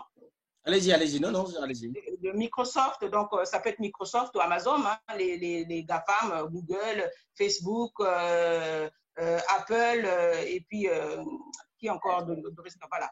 Donc les GAFAM, voilà, tout à fait, de nous aider à mettre en place donc des infrastructures numériques à un prix dérisoire. Ça ne coûte pas plus cher que ça, surtout quand il s'agit de contenu, de ressources académiques, de ressources scolaires. Donc ça aussi, ce sont des pistes à explorer. En tout cas, aujourd'hui, il y a une crise, il y a une urgence. Il faut trouver effectivement des alternatives. Je pense que le plus urgent, c'est ce qui existe déjà. On a un outil qui est le cartable numérique. On peut s'en servir. Si le gouvernement congolais estime qu'il a besoin de nous, il peut se rapprocher de côté de M. Willy Ngoyi qui est sur place avec toute l'équipe, mais également aller au-delà, en tout cas penser le Congo dans un futur, parce qu'aujourd'hui, c'est certes une crise, mais demain, il y aura d'autres crises ou encore en tout cas se mettre dans l'esprit qu'il est temps de rentrer dans l'ère numérique et en tout cas faire bénéficier à nos élèves, nos étudiants, ce cartable, en tout cas numérique, grand format qui est au Congo. Doriska, vous avez le mot de la fin. Alors, Sir Makosso, on voit nettement en fait que ce projet a toute sa place dans la situation qui prévaut actuellement au Congo. Cette tablette de double avantage, c'est qu'elle aurait pu faire de la sensibilisation, vu la pandémie qui nous est tombée dessus, apprendre aux enfants à se laver les mains, apprendre aux enfants les mesures barrières. Et vous savez que les enfants sont des excellents ambassadeurs auprès de leurs parents lorsqu'on leur apprend des choses. Voilà, j'espère que le gouvernement de Brazzaville prendra le temps de suivre cet échange et de prendre en compte cette mesure qui est plutôt très réaliste par rapport à la situation. Merci à Bédel Baouna qui est avec nous. Merci Willingoyi depuis Pointe-Noire. Merci à Léo Kadimirampidi, je dirais pas à Brazzaville, à Diego, qui est à Lyon très précisément. Et merci à Sir Makosso. Merci à vous tous. Restez connectés. Surtout, restez chez vous. Et on vous dit à très bientôt sur Ziana TV, la chaîne au cœur des diasporas. Voilà.